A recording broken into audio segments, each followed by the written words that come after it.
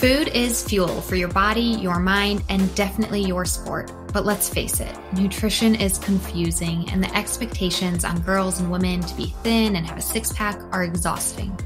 If you've ever been frustrated with your body, confused about nutrition, obsessed with eating healthy, or guilty when you don't, underate, overate, or overtrained, and overwhelmed with all the pressure, then this podcast is for you.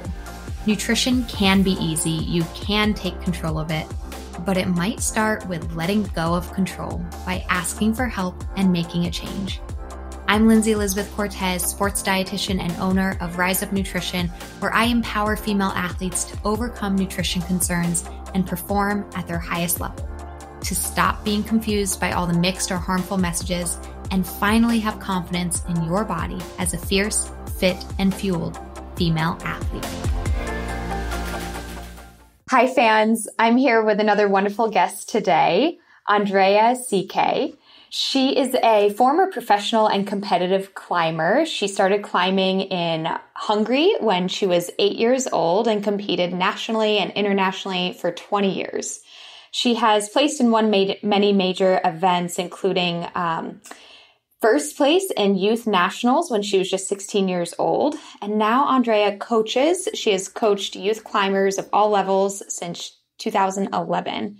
She has an MBA from IE University and a degree in psychology from Stanford University. Andrea currently resides in Boulder, Colorado, where she works for a small startup, Alpine Start, and you can usually find her out climbing or hiking and running after her workday is over almost every single day of the week. So Andrea, welcome to the Female Athlete Nutrition Podcast. Yeah, thank you so much for having me. Very excited. Yeah, me too. You and I were introduced just a few months ago. We were both at an event speaking out about eating disorders in sport, and you were just so helpful in the discussion of that topic, being, deep in the sport of rock climbing yourself, a degree in psychology. And so I think we're going to have a really great discussion today about sport, nutrition, disordered eating, and all of that. But let's start off with just your experiences with climbing, and you got into it at such a young age. What got you into it at so young, or is it normal for people to get into climbing at like 8 years old? Well, I think with any sport, it's you can get into it at any age, really. It was pretty random. We lived in Hungary at the time, and my brother's school had a climbing wall, and they had supervised rock climbing 2 or 3 days a week. I think it was just 2 days a week. And my mom heard about it, and she had no idea what climbing was. Hungary is not exactly the hotbed of rock climbing. We don't have a ton of mountains. So she kind of heard about it and was like, this sounds really fun. She was an Olympic gymnast herself. So I think she wanted us to do something athletic a little bit, and thought it was really cool and a really fun sport instead of a very stressful, intense sport. And so she signed us up, and we kind of got started that way and got more and more into it. I was not particularly motivated or that interested at the time, but eventually I just kind of got really excited about climbing and excited to compete and, accomplish what I could. Yeah, totally. And I had no clue you had such a family with an athletic background. It seems like those genes for just athleticism and excellence were just carried right down. Yeah, honestly, I think my brother inherited all of my mom's athletic genes. He was good at every sport he tried, but she also had a really strong work ethic and, always was like, it doesn't matter how talented you are. If you put the work in, you'll see results. And so yeah, we kind of just got really into it that way. Yeah, absolutely. And so were you, when you started going to some of these big meets and competitions and stuff, were you one of the youngest out there, or were there other people your age? Climbing has organized events for kids of all ages. So we were competing initially with kids my age. And then as I got older, I started entering adult level competitions. And at the time, I was definitely one of the younger competitors just because climbing was pretty small and there were not a ton of young climbers who were at that level. I think now that's very different as it's become more popular. There's a lot more young climbers who are just kind of blowing any of the adults out of the water. But yeah, at the time when I started competing on a higher adult level, it was definitely more, it's like me and a few other younger girls, along with like the older adult aged crowd. Yeah. Yeah, for sure. So now you live in Colorado, Boulder, Colorado. That's like a big area for climbing, outdoor adventure. And so you're a coach. You're not competing necessarily, but you coach other people in that. So what's that like for you, transitioning from Hungary, which maybe just, like you said, not many mountains, to being in an area where it's like, that's the culture of Colorado. Totally. I think it's awesome. I think it feels a lot like I can do whatever I want. I can go climbing. If I don't want to go climbing, I don't have to, but the option's always there. So that's really nice. I think at times it can be a little bit overwhelming, like where you're like, oh, I'm not really having a great climbing day, but everyone else is here and they're really awesome. That can be a little bit challenging at times. But I think overall, climbing is a very, very much a lifestyle sport. So it kind of takes over your whole life because you don't just compete, you can climb outdoors. And so it's nice to have access to that because I don't compete anymore. And then in terms of coaching, I love coaching kids. I think it brings you a very different perspective on your climbing. I think you can learn a lot or just be reminded a lot of the carefree attitude that kids have when they're young and they don't care about how they look to others. They just want to go out there and have fun oftentimes. And that is really awesome. And I love seeing how they progress. There's a few kids I've been coaching here in Boulder for 5 or 6 years at this point. And, they're turning 18 and going off to college and, leaving the team, and it kind of breaks my heart. But at the same time, it's been so cool to see how they've grown in their climbing and just in their personal growth over the years. Yeah. Yep.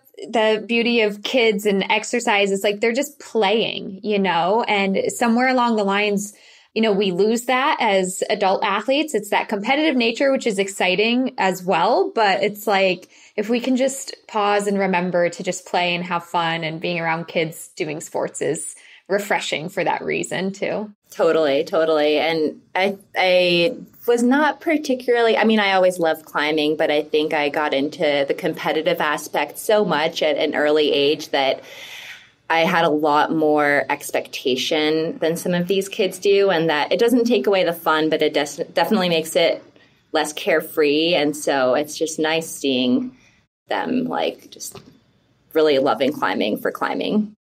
Yeah.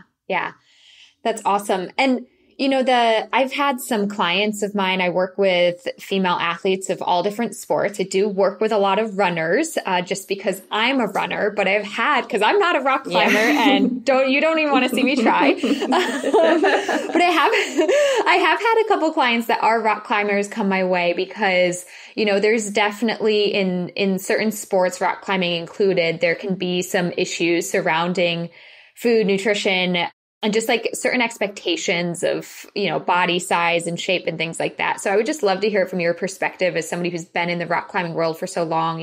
What is the nutrition culture in rock climbing, to say it broadly, whether good or bad? How would you describe the nutrition culture that's going on? I think it's been pretty bad for a long time. I think it's improving. Climbing, like a lot of other sports, is, there's a weight to strength ratio that comes into play when it comes to performance. And obviously a lot of technical skill as well. But as you get into the upper echelon of climbing, but I guess even lower on, there's a trade-off between strength and weight. And a lot of the times people focus on the weight aspect instead of the strength aspect. And I think that very much informs the nutrition culture, because the easy way to deal with that is to lose weight. And so you're not really focusing as much on how can I fuel my body to get stronger. The mentality for a long time, I think, has been more so the opposite, is how can I restrict my intake so that I can drop my weight. And that's kind of the easier way to deal with that, because it's a lot easier to, lose weight quickly for something, an event or a series of events, as opposed to putting in the long-term effort to gain strength. And so I think that's slowly changing, but I think historically the nutrition landscape has been a bit dire in the climbing community, unfortunately. I love how you just said that, though, the strength to weight ratio.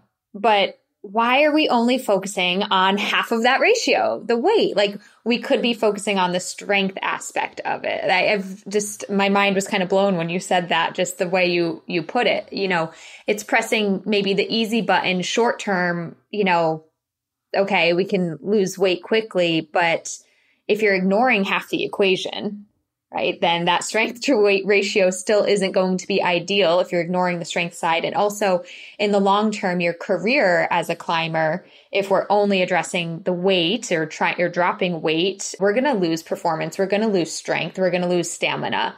And did you see that, whether in yourself or any other like people that you competed against, did you see that people who were chasing the lower body weight, you know, burn out or injure? Is that common? Yeah, I think it does happen. I think the time it takes to get to that point where we're seeing the consequence of it is a little bit longer. So I think that's why it doesn't, you know, as someone looking at some of the stronger climbers who are focusing on the weight aspect, you see them perform really well for a number of years until they get to the point where they either stop performing well or start becoming injured more often. I think it does happen. It just takes, you know, a few years to see those effects.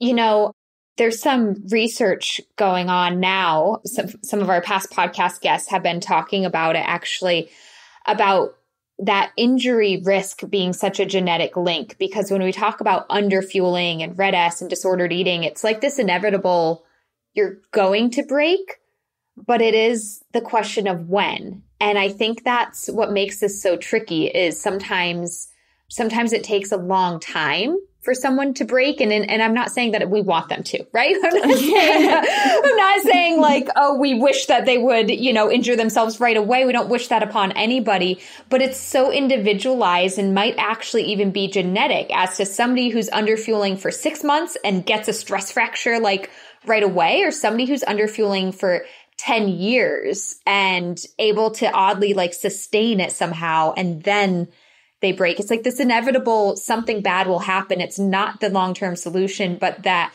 variability as to when is such an individualized and confusing thing. And I think that's why so many athletes, unfortunately, maybe fall down that path of focusing on the weight too much. That totally makes sense. I know from my personal experience, I never saw injuries in myself. That was not like anything that came into play for me personally, which was probably, I mean, not that I would wish injury upon anyone, including myself, but like, you know, maybe that's kind of a wake-up call in a way. And then I've also seen people who repeatedly get injured over and over and over again, you know, after like 2 or 3 years, and it just doesn't stop.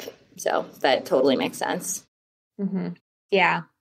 So when we met a couple months ago, you informed me about a documentary that came out, I think just this past year, right? It's called Light, and I want to inform our listeners about it.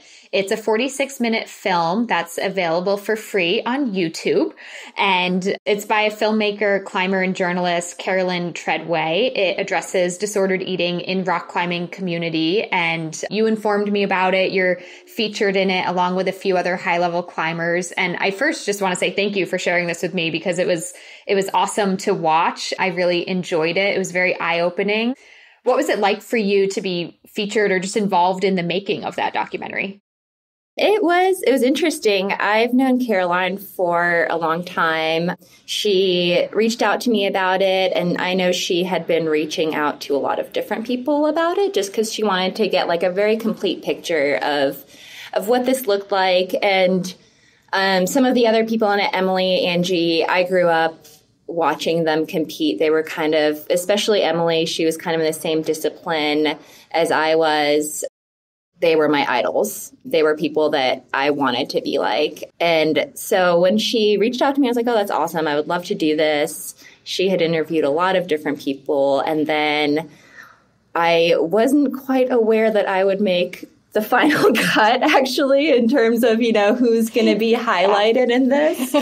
I didn't actually find out about that until the day before Light came out, and she sent me a preview, and I was like, oh, wow, that's me. That's you. That's me. I was kind of like, oh, she'll interview a lot of people. It'll be great. We'll have this big thing with all these people. And I was like, oh, okay, never mind. So that was a little bit nerve-wracking. You know, I think it's very different talking to a friend about it with the, you know, talking to a friend about it and just being a conversation, and then, you know, having that broadcast to the world.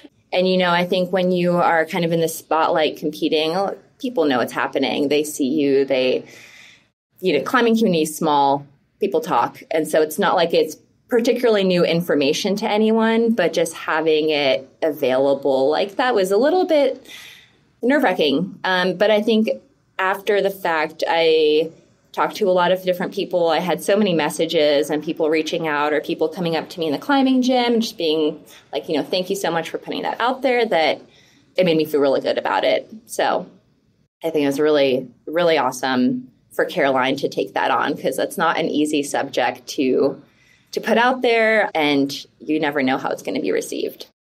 Absolutely. These things are hard to talk about. And, you know, anybody who experiences themselves, like, you have no obligation to put it out to the world or share your story, but it is really nice when you do, because it really touches the hearts and souls of so many people and can change so many lives. And so I just want to say to you personally, Andrea, like, I'm thankful that you were willing enough to be a part of that documentary, because that documentary brought me to tears. And like, I'm exposed to this stuff. I'm involved in this community of disordered eating. So like, I'm like used to it. And it still was just such a well done documentary. And I think highlighted so many important things. And so I just think that when you're willing to share that information, it can really impact people's lives for so many years to come.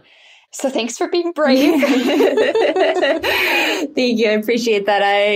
I didn't realize I was being brave, and then I was nervous about being brave, and then I was really glad about it, because I think, as you said, it's really important to have that information and those like very personal experiences out there, because I think anyone who's a teenager in sports will hear about eating disorders, and it'll be this subject that's kind of like, don't do that, it's bad for you. But I think having it be seeing it in a more personal way, I think can be a lot more impactful than just, you know, looking at statistics or having someone tell you statistics. Hey fans, I hope you are enjoying this conversation so far, and we'll be back to it in just a moment. But first, I want to pause and let you know that this episode is brought to you by the Female Athlete System of Transformation, aka the fast track to overcome disordered eating and use food as fuel to perform at your highest level. The Female Athlete System of Transformation is my unique program and proven systems to guide female athletes to understanding and implementing the proper nutrition for their sport, life, and health.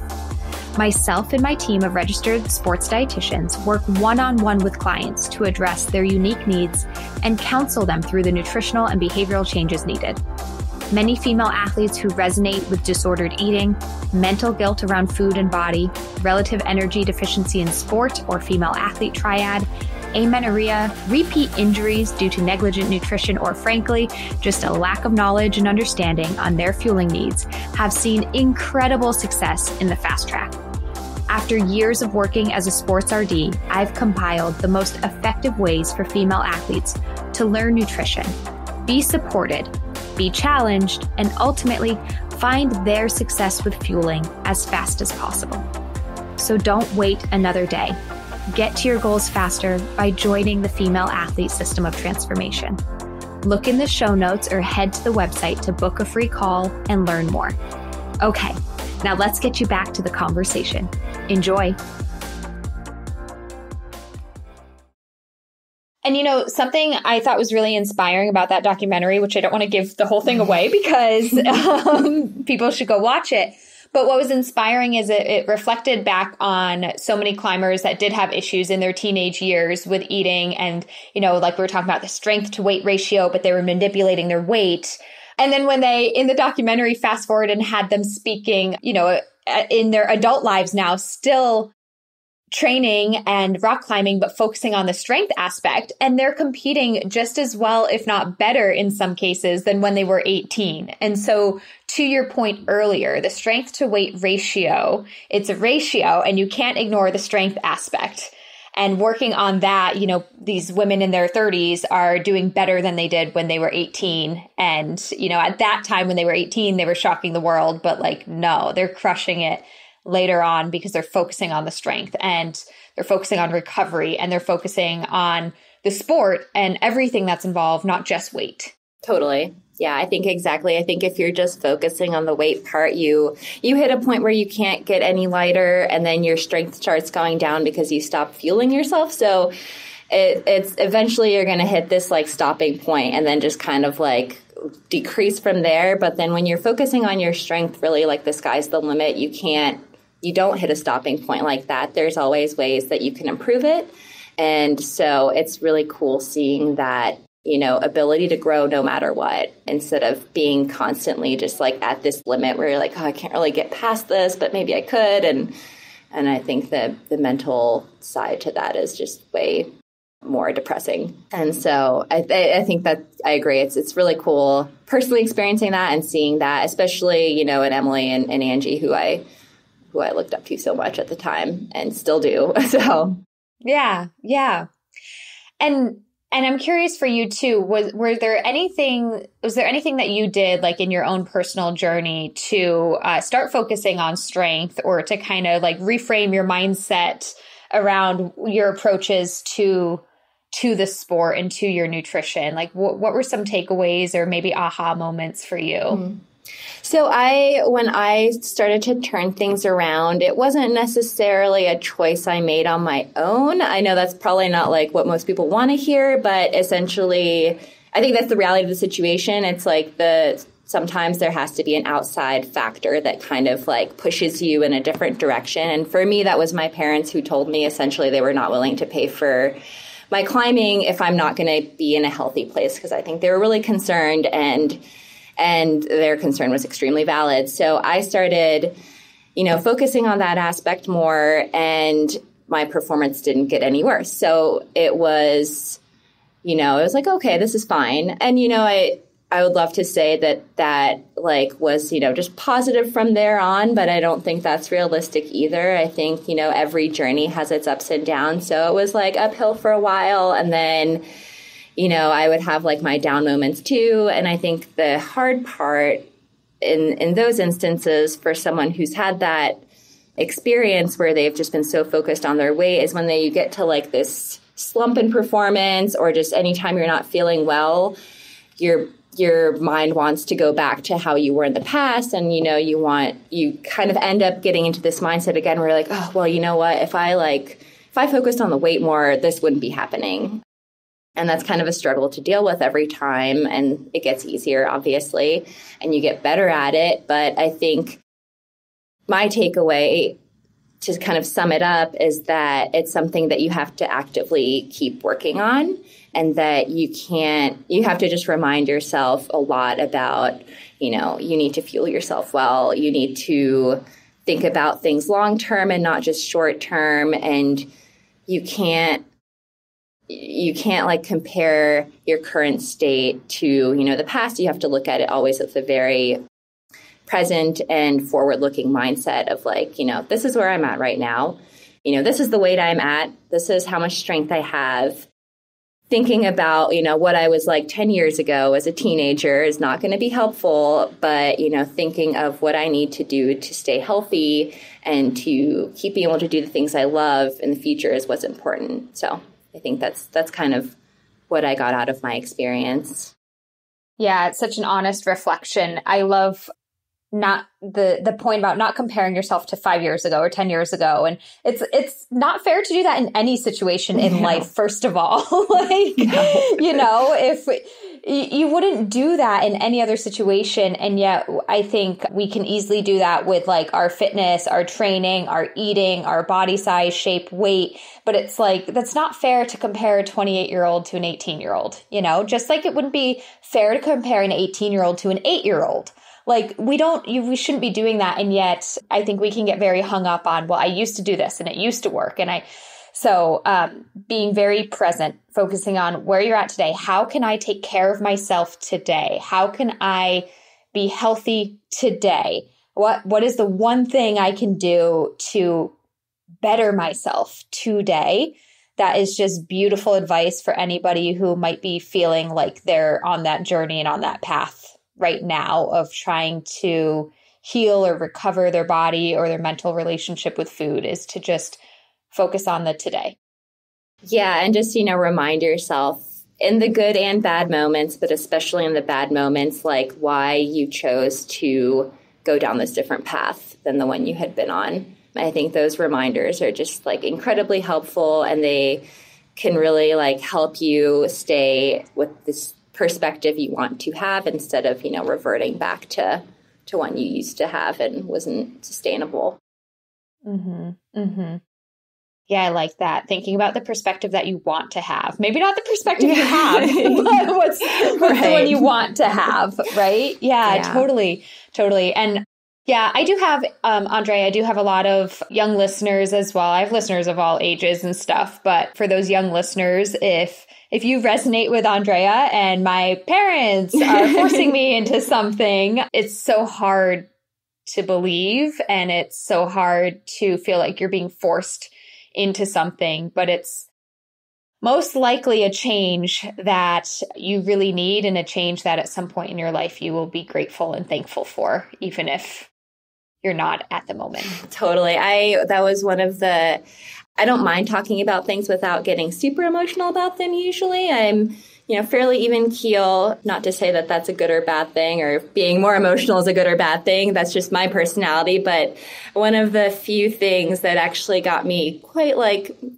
a little bit emotional when we were filming the interviews for Light is talking about my mom and how, my mom had been so concerned. And at the time, as you said, I was kind of like, as your listeners might be, like, I don't like this. I don't like being forced to take a different path. I don't like being forced to focus on this thing that I don't want to focus on. And now looking back at some of the pictures of myself at the time and having a little bit different perspective and seeing it from my mom's eyes in a little bit different way, I can't imagine how that was for her. I regret being a moody teenage girl towards her at the time because, if I had a daughter that was in that situation, I probably would be just as worried. And, it's really something I'm really grateful for. And that, I'm glad that they kind of put it on me to change and kind of put an ultimatum on it, because otherwise, the like effects you go on for a lot longer and become just worse and worse. So. Mm-hmm. Absolutely. And, it's not an easy decision for parents either, because, their daughter or son is angry at them all the time and moody all the time. And it's like, it's such a strain on the parent-child relationship, but there's, it's the right thing. Any Totally. Parent knows that, any parent knows it's the right thing to keep pushing for this change, because it's your daughter or your son or your child. Yeah, totally. And, it's like you have to remember that they understand what it's like. It's like my mom. She was an Olympic gymnast for, until she was in her mid-20s. And so she understood why I was doing it, and she understood my ambitions and my goals. And I think it was probably really hard for her to be like, well, I know she just wants to succeed, and I'm going to have to like make her do something different, and that might have an impact. But, you just have to remind yourself that they understand where you're coming from and what your goals are, and they're not trying to like take away your goals or take away your progress. They're trying to make it so that you can keep going. You keep working towards this thing that you would really like to accomplish, and not, have like just really bad things happen in the process. Right. It's like, no, we're in support of your goals, but the way you're doing it is not the right way. Exactly, we have to do this different way. Totally. Yeah, absolutely. So having gone through something, like that yourself and being in the rock climbing community where we've just discussed, like, just historically, it's not a great atmosphere, kind of culture surrounding food, but you're a coach now and you talked about how fun it is to coach some children in rock climbing. So, what are some messages that you send to young climbers out there regarding food and body and nutrition? What are some messages that you preach as a coach in this community? I think as all coaches, we just try to focus on fueling yourself, making sure you have energy, making sure you're preparing your body for what you're about to do because it is physically taxing, and then, giving it what it needs to be able to recover well from it, and, making sure that you are just on top of keeping your body functioning well. It's like putting gas into a car. You can't be running on empty all the time and expecting to perform well all the time. I wish that the coaches in the climbing community had a little bit more support and education in nutrition.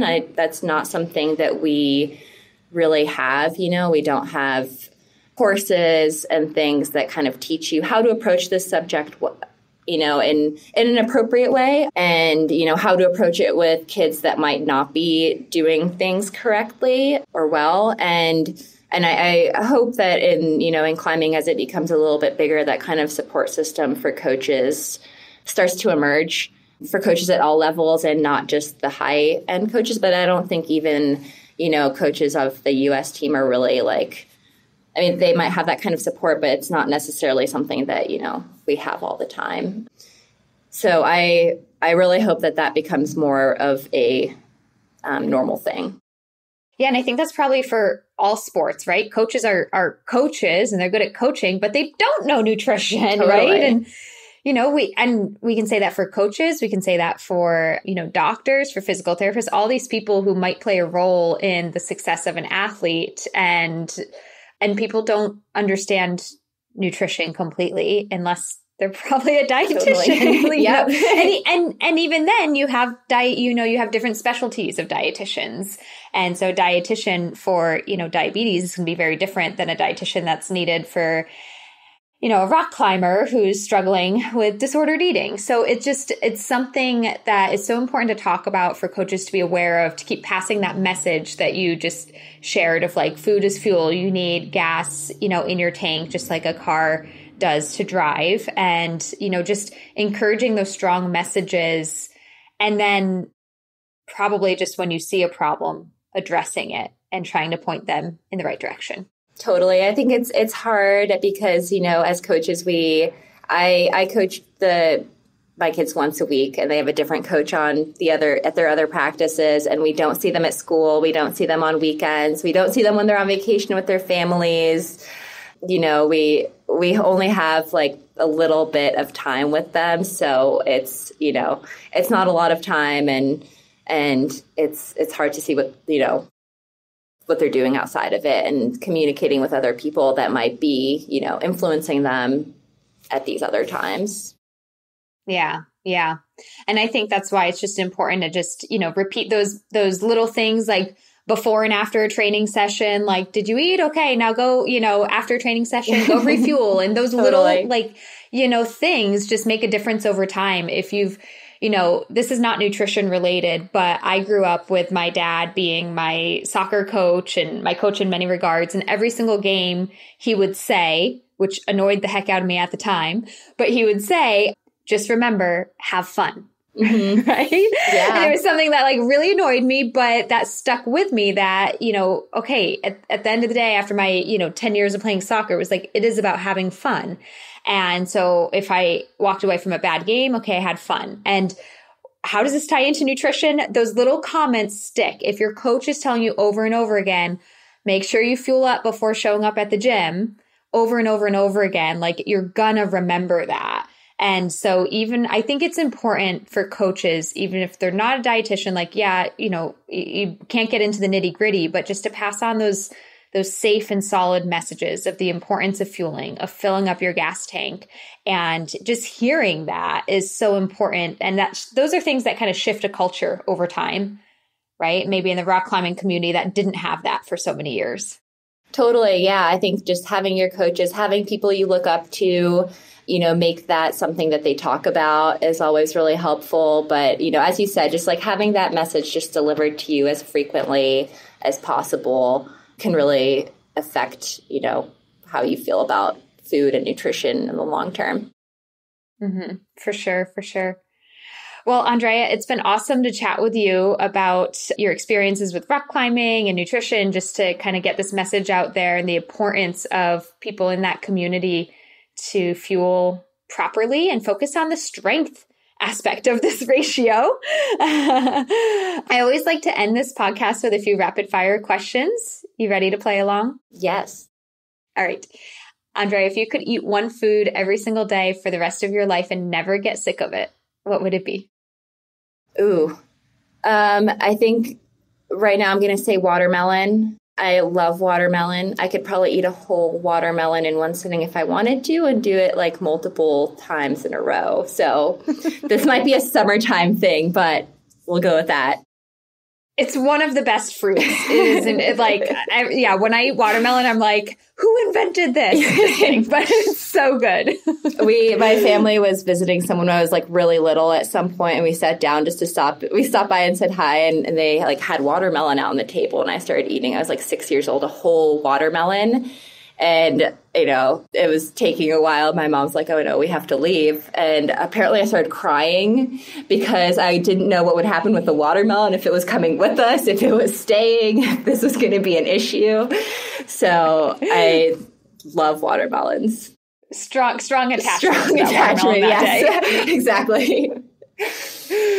Awesome. What's your favorite sport to participate in? It's an easy one. It's rock climbing. Yeah. My forever love.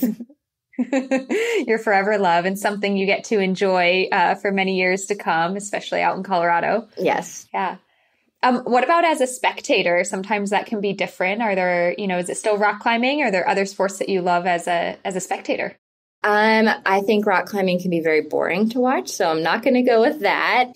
I love watching gymnastics. I grew up watching every single gymnastics competition I could with my mom. I still to this day, I just watched the whole women's all around final the other night on a replay. I think that sport is just so cool.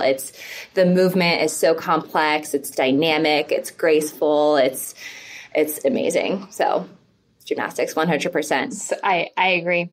Yeah. Yep. And Olympics are what a time to be watching that. It's some of the best competitions. So fun. It's funny that you said rock climbing's boring to watch.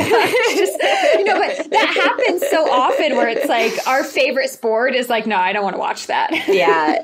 I think just competitions in rock climbing, unless you really understand what's going on, are hard to digest. And then as a competitor, you're like, well, they're trying to do the same thing. Everyone's trying to do the same route. I'm over it. So much more fun to participate in and do yourself. Exactly. Yeah. Totally. All right. And then last question, a little curveball here. Is there a female athlete out there that you want to give a shout out to for just being really inspiring, what I call fierce, fit, and fueled? And this can be somebody, professional or a friend of yours. I think right now, given what's happened with the Olympics, as you mentioned, I will go with Simone Biles. I think that's an easy answer, but I think that she is such an accomplished, and I don't know her personally, obviously, but to get to that level of gymnastics and just knowing my mom's experience, you are working your butt off every day of the week, starting at age, 3, 4, 5, essentially. And, what those athletes do and what she has done is like more work than I think multiple people together in their lifetime, combined. Seriously. And I think that, it's just so cool to watch her compete, but it's also really cool to watch her, take a step back when she's realizing that she's got something going on and letting her teammates do what they need to do. I think that it's really cool that she had the courage to do that. I think I can't imagine how hard of a decision that was, especially given how famous and how many people are expecting her to perform. I can't, and like, dealing with the backlash of it from people who kind of didn't have great things to say about it, I'm sure is incredibly difficult. And I thought that was awesome. I thought it was really, really inspiring how courageous she was and how she chose to do, essentially what was best for her, what was best for her team, and, just dealing with that. Yeah, absolutely. So shout out to Simone Biles for being just a powerhouse and amazing athlete, but actually just having the courage to do what she needed to for herself and still being a supportive teammate in the process. Yeah, absolutely. So, well, thank you so much, Andrea, for coming on the podcast. I definitely will include some information about you in our show notes and where people can connect with you. And I'm also going to include the link to the Light documentary that we spoke of during this discussion today, that 45-minute film documentary about highlighting rock climbing and disordered eating. It was a really great one to watch. And again, thank you for sharing your story and for coming on the show.